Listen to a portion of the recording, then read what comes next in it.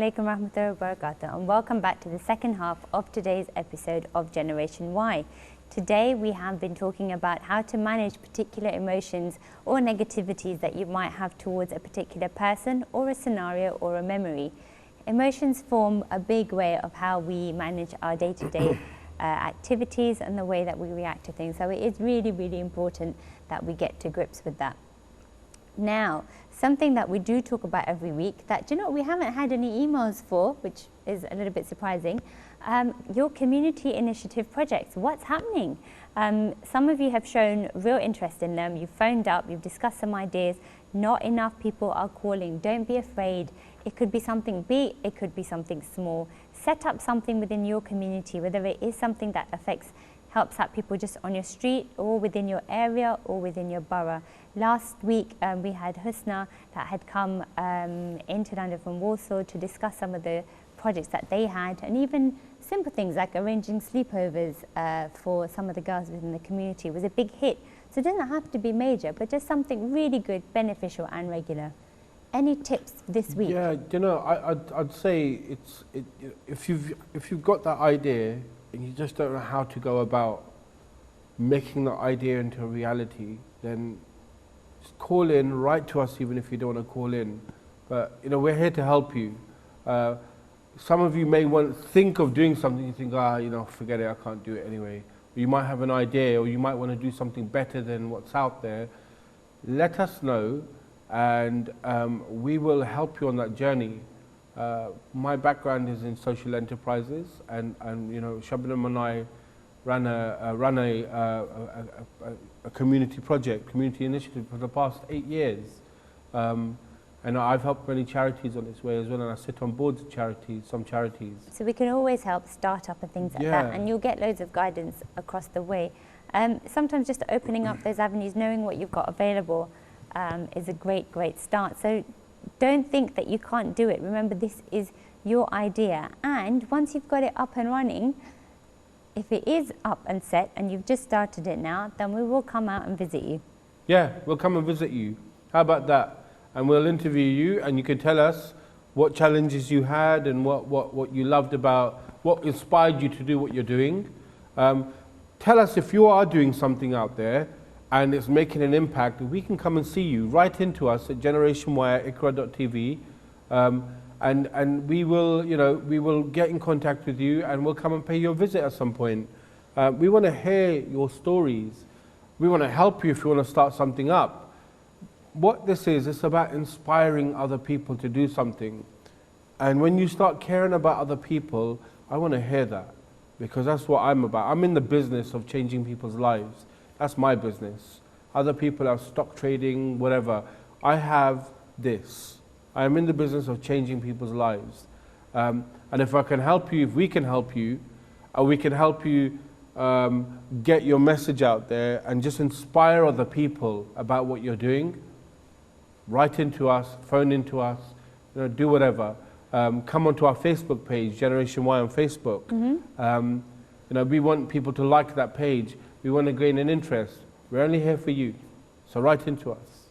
And talking about that, that's something, you're making a positive impact for people. Of course. And remember that, you know, ourselves, our daily lives are not just limited to ourselves. It's always about extending that hand. And I think I'll let you touch upon that a little bit later about reaching out to other people. But before we do that, on a very positive note, let's look at some of the things to help manage emotions. So sometimes it's not always easy, is it, to get out of a cycle of emotion that you're feeling? No. Okay, so very quickly, some of these things should help you. Okay, if you're really, really stuck and you just can't get particular thoughts out of your head, whether it is linked to a particular scenario or a person, then perhaps you could try some of these. I'm going to get you to give the benefits. So first thing, exercise. When you exercise, it releases a chemical called melatonin, and it's called a happy chemical. It makes you happy.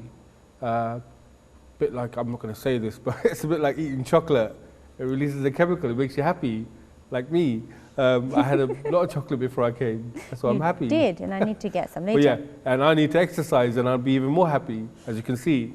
But yeah, exercise releases that chemical, and it makes you happy, makes you full of energy.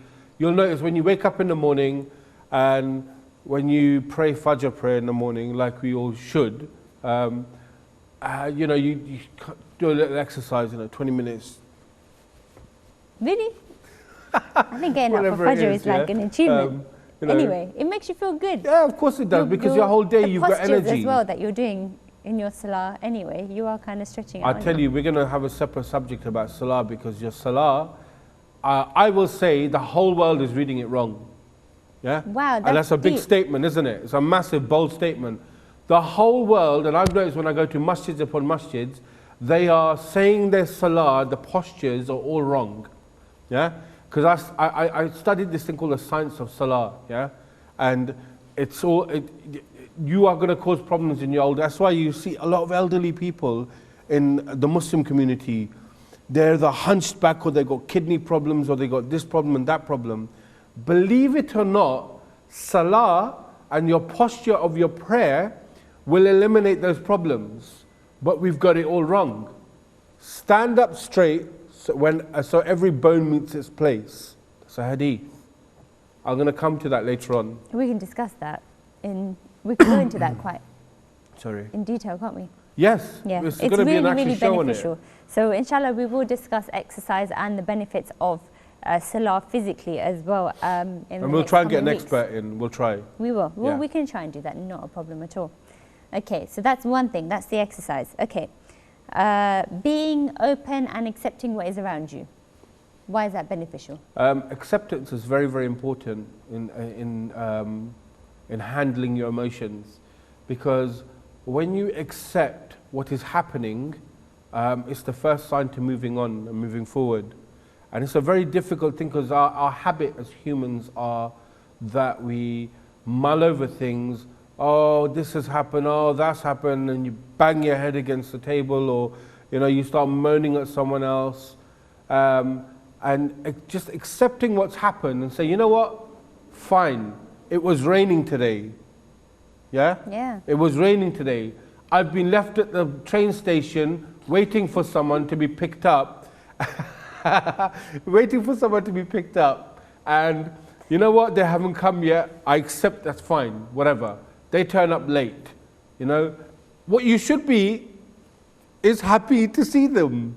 Because they've eventually turned up. Exactly, and you've got a lift. That's the point. You've got a lift. Yeah? Not that the rain was coming down, no, I got wet and I got ill because of it. No. The point is, you got picked up and that was it, and you're warm and that person's there. You should be thankful for things around you, right? Yes, acceptance. That is a very nice. I did accept it. We put the, What? When did I heating say on. Anyway, okay. I know what show you're referring Acceptance to. is a very, very, on a serious note. It is good. It's a very important. It helps you move on. It's really important. Closure is really, really important, and acceptance is part of that closure. Okay, another one. It's good to talk. Yeah, like I do, I talk a lot. Not that type of talking. When you have an issue, or you have an anger issue, or you have some grudge against something or someone, talk about it. Our problem as people is that we do not communicate. We do not talk to the other person when we have an issue. Yeah, if you're angry at someone, talk to them about it. Don't start going to some other person and talking about the other person, because that's backbiting, that's gossiping. And you're opening up a can of worms for yourself, because another person will gain the impression of you. And also, you're not actually resolving the situation. No, you're not. You're just elongating it, as we call long.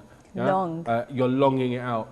But you know what? Look, talking about something and communicating, look, you did this and I just want to bring this up and I felt like this and it really hurt me. Yeah? Yep. It really hurt me. Amongst couples as well, it's really important, amongst parents and children and parents, brothers and sisters, friends, teachers, whatever. Yeah? You may not agree with people in their ideas or what they say to you, but having that respect and talking to them with respect, not shouting, talking. Talking is a big difference between shouting and talking, right? Mm-hmm. Yeah? Because shouting stirs up emotions, gets you angry. When you talk, things get resolved. That's why there are negotiations in the world. That's why people talk. That's why there are diplomats in the world who negotiate and talk a way through a settlement where there might be a war or there might be disagreements between two countries, whatever it may be, as an example. Yeah? As an example. And also, it's just good to talk generally anyway. So when you are feeling down, I think the worst thing is locking yourself away from everything. Yeah, it's not good. It's not healthy. You bottle up emotions and then all of a sudden, you're angry, right? So, you need to be, you need to talk. It's very important. But do pick your times when you talk. When sometimes you may choose the odd, someone might be at a funeral and you decide to talk to them about yesterday when they really irritated you. Wrong time. You've got to be yeah, no way. Bad timing. Bad timing. Choose your timings. Use your wisdom that God gave you. Everyone has wisdom. Everyone does. So please just choose your times when you do talk. And if you haven't got anyone to talk to, then, and you are feeling really, really talk stuck to in us. a Call us. Call us or phone us just or let email off us. steam. Just You know very what carefully. I found, writing. Writing's really I good. had a friend who was really angry at a few things, right? They were in a very tormentful relationship and they wrote poems or they just wrote about their feelings. Lots of people do that. You just put it all down on paper. As soon as you put it down on paper, it just leaves your system. But do you know what? I was told a trick that in the morning, and this was done by a very good friend of mine, Samir Malik, I hope you're watching. Thank you very much for this tip, right? He told me a very long time ago that get up in the morning, right? And one of the first few things you should do, pen and paper, and everything that's in your brain, chuck it on that paper. Just chuck it on the paper. No, everything. Everything. Or even before you go to sleep, yeah? But everything that's in your brain. Like what you want to have for breakfast, that whatever kind of stuff? it is, just anything that comes into your brain. It can be random sentences. Yeah? Like I talk randomly. I'm the most random person you'll ever come across, right? Yeah, very random. Sorry? Random. I didn't expect you to agree with me. Random. Okay, whatever. But it can be random sentences. You can say, oh, I hate this world and it really gets me angry. I love my mum and she's really nice. I ate this food the other day and just random thoughts that are in your head, just chuck it on paper. Spend about 10 minutes. And what does that doing do? That. You know what? It declutters your brain. It really declutters your brain. Even before you go to sleep, I should do this because sometimes when we sleep, yeah, and we get 8 hours sleep, we haven't actually slept. Our mind, we've just rested, but we haven't slept. It's very important to make sure, sometimes, it is that lack of sleep that can disturb our emotions a little bit or our general well-being. And it's very, very important to not have things like mobile phones attached to you and avoid just screens in general. So like falling asleep watching something on telly isn't necessarily going to give you a good night's comfortable sleep because you've, I guess, unconsciously got all these thoughts going on in your head, right? And that causes that clutter. Generally, when you have a mobile phone in the night, what happens is that when you go to sleep, this is why sleep is prescribed for everyone, right? When you go to sleep, there are toxins that your brain shrinks in size and there are toxins that are eradicated from the brain. When you're sleeping. So when you have a mobile phone, yeah, when you're sleeping, yeah, so when you have a mobile phone in your face and it's dark, your brain thinks it's daytime. It's daytime. And your eyes open like that, right? And you just generally find it hard to nod off. Sometimes people are so knackered they nod off. But what happens, even if you do nod off, that the toxins are not released. They're not got rid of in the system, yeah? And that creates illnesses. That creates things like brain tumor, things like just umpteen amount of problems. Yeah? So sleep and do not rest. Make sure your mind is off. That's why mobile phones are away. Don't look at your messages before you go to sleep and think, let me just check everything in the dark. Because it will cause a lot of issues health-wise. Yeah, so good sleep, getting up fresh, making all those points. Fix up, look sharp. Exactly. And just distract yourself. So if you are, go for a walk. Get back in touch with nature, go into the park, do something. One of the things in Islam that we're always asked to reflect upon things. So reflect upon nature, look at creation. I went to a very beautiful khutbah today. You didn't tell me what your my local message was Bilal today. Mosque, and I got to thank Arshad Bhai, We call him Pai, he's older than us, but I got to thank this guy. His khutbah, like, you know, it really touched me, just me. You know, when you speak to people, right, and this is what I have, if you can just touch one person, you've done your job, yeah? Just change one person, and he changed my life in that. I'll be honest with you, he did, because I reflected, and it was about reflection. Just part of that was about reflection. That when you go to sleep, you should reflect. Have I done enough good today? Yeah? How have I done something that has been productive today? Yeah? And for me, that was really powerful, because that reflection that we have, what could I have done better? You know, when you do a task and someone says to you, that was not good, you know, you got to ask yourself, instead of trying to blame other people, point it at yourself and say to yourself, what could I have done better? What could I do next time so that person doesn't say it's rubbish? And talk to them. Say something. Yeah, talk but to them. reflection is so important. Because if you don't reflect, you can't move forward. Yeah, exactly. And you can't get things right again. Exactly. And you'll be making the same mistake again and again. Yeah, exactly. Moving on to the next point. Okay, so be grateful. Being grateful. Being grateful. Oh man, being grateful. Wow, this is so. This is something. You know what? If you're not thankful for what you have, and this was the other part of that khutbah.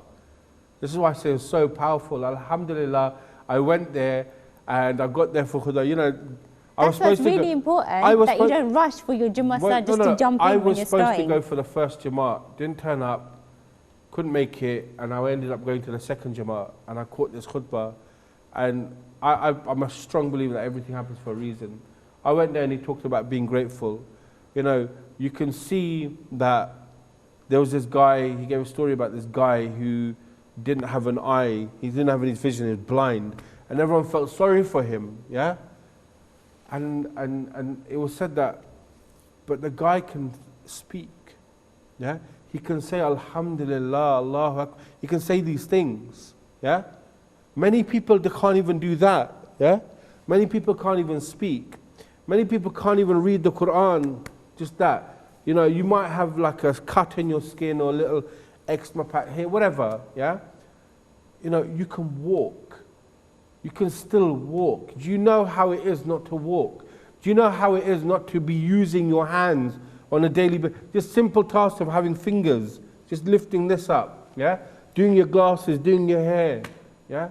Many people don't have hair because they have alopecia or some other issues. Many people, they don't have nostrils, yeah? Holes in their nostrils because by birth they're blocked.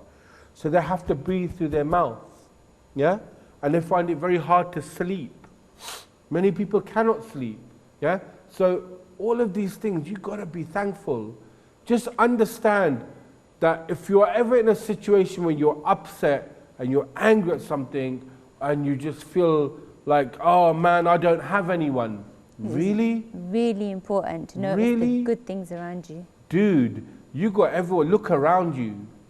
Look around you. Mother, even if you haven't got both parents. So some people I know that don't have both parents, but they have brothers and sisters around them. Yeah?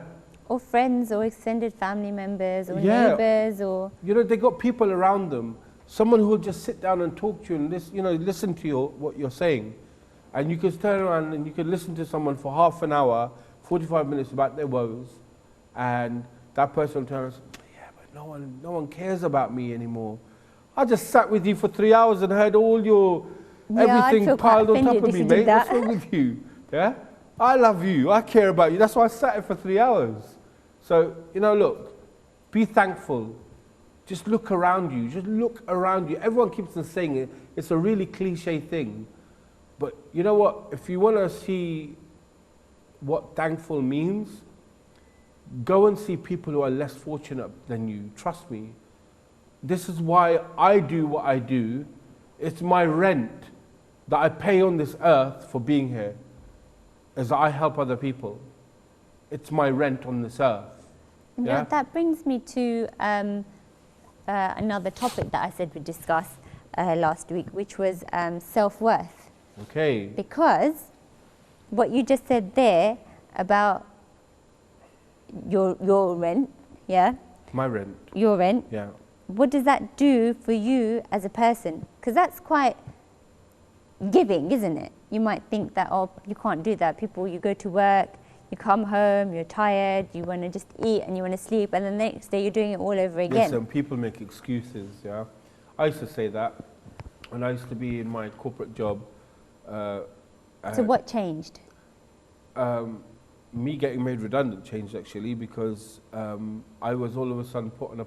I remember when I was at work and people used to say to me, oh, come and do this with us, we're doing this homeless project, and I haven't got time, I haven't got time, I haven't got time. What was I actually doing, yeah? What was I actually doing? I was sitting in front of the PlayStation, I was going out to cafes with my mates, you know, I was watching TV, useless shows, yeah? Not this show, this is not useless, trust me, but useless shows, like pointless, you know. Why am I going to, what benefit is that? You know what you do in life, right? There has to be a benefit to it. How is it going to benefit you and other people around you? Yeah? That's a very important question that we should always ask ourselves, I think. What I do now, where am I going to be with this in a year down the line, 2 years down the line? You've got to ask yourself, how's it going to benefit you? Yeah? But you know what? There's a really important thing that you can do that for yourself, right? But as you're growing up, sometimes you can lose that self-esteem. You know, can I say, I'm going to, forgive me, yeah? Go on, very quickly, tell me. You know, parents, you know, when I was young, you know, you get told, no problem, beta, it's fine. You know, aunties will tell you this, no problem, beta, you know, you lost when the race. When things mess up. Or yeah, you know, you mess up. Or no, you're the best, beta, no problem, you're the best. You are absolutely brilliant. Don't let anyone tell you any different. And you might be the most rubbish drawer or the most rubbish painter, or you might have just came last in the race. No. They just had scared. You know, you must have been tired. You ate too much food. You are the best runner in the world, yeah? No, you're not. You're not the best runner in the world. You know, the problem is that we create a sense of false to thinking we're protecting our kids. We create a sense of false identity in people, in young people, and what happens is when they grow up, they have expectations, thinking, but my mum said I'm all right, I'm the best at this. My dad, you know what?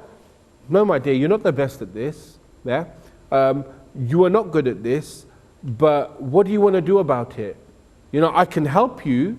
You have to train 5 hours. You know, there was that story about the girl playing football, and like she came to her dad and said, Dad, I suck at this, man, I'm rubbish. And he said, yeah, of course you are. I know you're rubbish. Yeah? And now to people that's shocking. How can you tell a child they're rubbish at thing? You know, obviously don't love your daughter. But yeah, of course you're rubbish. But you know what? I can help you. I can help you get better. You're never going to be as good as everyone else because they train 5 times a week. They train every day for half an hour. You don't do that. You're busy playing PlayStation or whatever. But I can help you. We can do this 20 hours every day. Every morning you need to get up before you go have breakfast. We're going to do some training. We're going to do this. We're going to do that. And she's like, yeah, all right. No, maybe not. Yeah? It's about realization. Yeah. Be real with your children. Because we're given a false identity, and that leads to a lack of self-worth. Yeah? It does. I think sometimes if you're not good at something, the best someone can do is to say, actually, this is where you need help, this isn't right, and not give you that false pretense. Because when things go wrong, you're always going to have that expectation, like, why was this such a flop? Because everyone kept saying, wow, this is the most amazing thing ever. Yeah, I'm the biggest critic of myself, yeah? If I'm rubbish at something, you know, I'm not the best presenter in the world, yeah? But I will expect someone to tell me the truth. Do you know what that reminds me? Just before we end, I want to share with everybody a particular quote. Okay, and this is from Ibn al-Qayyim, and last week I shared something too on emotion, and this is something very important on self-worth. Do not look for your self-worth in the eyes of people. Look for your worth from within your conscious. If your conscious is at peace, then you will ascend high, and if you truly know yourself, then what is said about you won't harm you. Powerful, very powerful. We'll see you again next week, same time, same place. And knock us up on YouTube. And we, you know, look at our shows there. Assalamu alaikum. Generation Y. Assalamu alaikum.